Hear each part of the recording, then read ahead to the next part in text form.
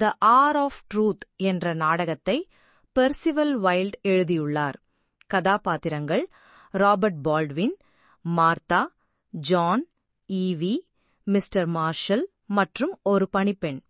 இந்த காட்சி பால்ட்வின் வீட்டில் நடைபெறுகிறது. ஞாயிற்றுக்கிழமை மதியம்.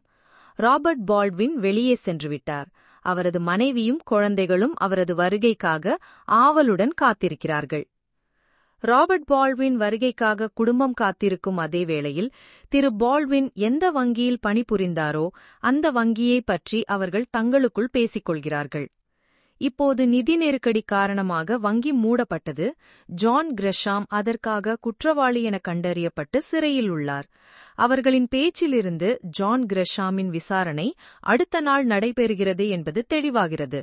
மேலும் ராபர்ட் பால்ட்வின் அவருக்கு எதிராக சாட்சியம் அளிக்கிறார். ஆனால் ஜான் கிரஷாம் அன்று அவரை தன்னை சிறையில் சந்திக்கும்படி அழைக்கிறார். அவர் ஏன் பால்ட்வினை அழைக்கிறார் என்பதை அறிய அவர்கள் மிகவும் ஆர்வம் உள்ளனர். பால்ட்வின் கிரஷாமின் உத்தரவின் கீழ் பணிபுரிவதால் வங்கி ஊழலில் அவருக்கு தொடர்பு உள்ளதா என்று குடும்பத்தினருக்கு சந்தேகம் உள்ளது. ஆனால் பால்ட்வின் எதையும் செய்யவில்லை என்று மார்த்தா உறுதியாக நம்புகிறார். வங்கி ஊழலை அவர் தற்செயலாக கண்டுபிடித்தார். ஜான் கிரஷாமுக்கு எதிரான ஒரே சாட்சி பால்ட்வின். ஜான் கிரஷாம் இந்த 20 ஆண்டுகளில் நிறைய செல்வத்தை சம்பாதித்துள்ளார். அதே நேரத்தில் அவரது தந்தைக்கு வாரத்திற்கு $60 மட்டுமே கிடைக்கிறது என்றும் அவர் குறிப்பிடுகிறார். தனது கணவர் தனது வேலையில் மிகவும் அர்ப்பணிப்புடன் இருப்பதாக மார்த்தா கூறுகிறார். கடைசியாக ராபர்ட் பால்ட்வின் வீட்டிற்குள் வருகிறார். வங்கியில் என்ன நடந்தது என்பதை அனைவரும் அறிய விரும்புகிறார்கள். ஜான் கிரஷாம் ஏன் தன்னை சந்திக்கச் சொன்னார் என்று அவர் அவர்களிடம் கூறுகிறார். வங்கி விபத்து குறித்து நீதிமன்றம் ராபர்ட் பால்ட்வினிடம் ஏதாவது கேட்கும்போது எனக்கு நினைவில் இல்லை என்று சொல்ல வேண்டும் என ஜான் கிரஷாம் விரும்புகிறார். ராபர்ட் பால்ட்வின் இதை செய்தால் அவருக்கு $1,00,000 கிடைக்கும். ஆனால் ராபர்ட் பால்ட்வின் ஒரு நேர்மையான மனிதர். எனவே அவர் அந்த திட்டத்தை ஏற்கவில்லை. ஆனால் முழு குடும்பமும் பணத்தை பற்றி கேள்விப்பட்டதும் அவர்களின் மனம் மாறத் தொடங்குகிறது. வைப்புத் தொகையாளர்கள் ஏதேனும் பணத்தை இழப்பார்களா என்பதை மார்த்தா அறிய விரும்புகிறார். யாரும் எதையும் இழக்க மாட்டார்கள் என்று ராபர்ட் பால்ட்வின் பதிலளிக்கிறார்.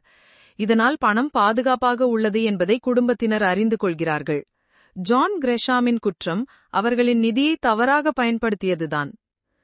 ராபர்ட் பால்ட்வினை பொய் சொல்லவும் ஜான் கிரஷாமுக்கு உதவவும் குடும்பத்தினர் வற்புறுத்தத் தொடங்குகிறார்கள்.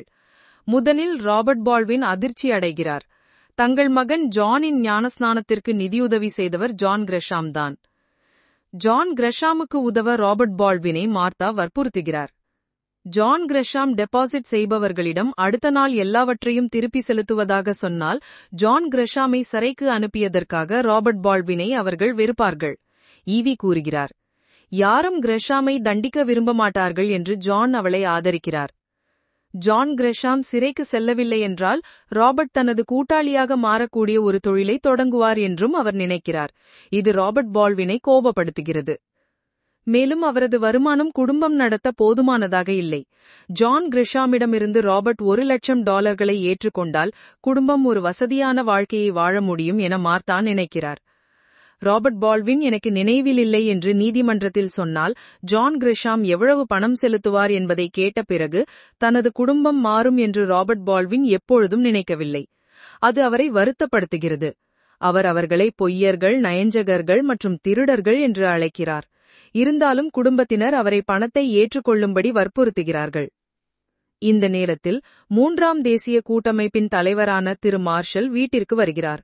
3ஆம் தேசிய கூட்டணியில் ராபர்ட் பால்ட்வினுக்கு ஒரு நல்ல பதவி காத்திருக்கிறது என்று சொல்லி ராபர்ட் பால்ட்வின் மற்றும் அவரது குடும்பத்தினருக்கு ஒரு மகிழ்ச்சியான செய்தியை அளிக்கிறார். நீதிமன்றத்தில் ராபர்ட் பால்ட்வின் பொய் சொல்ல மறுத்துவிட்டார் என்று ஜான் கிரஷாமிடமிருந்து கேட்கிறார். இது ஜான் கிரஷாம் உண்மையை ஒப்புக்கொள்ள தூண்டியது. திரு மார்ஷல் அவரது நேர்மையால் ஈர்க்கப்பட்டார். அவர் ராபர்ட் பால்ட்வின் குடும்பத்தினரிடம் நான் உங்கள் கணவரை மிக உயர்வாக மதிக்கிறேன் என்று கூறுகிறார். இந்த நாடகத்தின் முக்கிய நீதி என்னவென்றால் பணம் எவ்வளவு சக்தி வாய்ந்தது என்பதையும் அது எப்படி மனிதர்களை மாற்றுகிறது என்பதையும் காட்டுகிறது. ராபர்ட் பால்ட்வின் ஒரு நேர்மையான மனிதர். ஆனால் தனது குடும்பத்தின் அழுத்தத்தினால் அவர் தனது நற்குணத்தை தியாகம் செய்ய வேண்டிய கட்டாயத்திற்கு தள்ளப்படுகிறார்.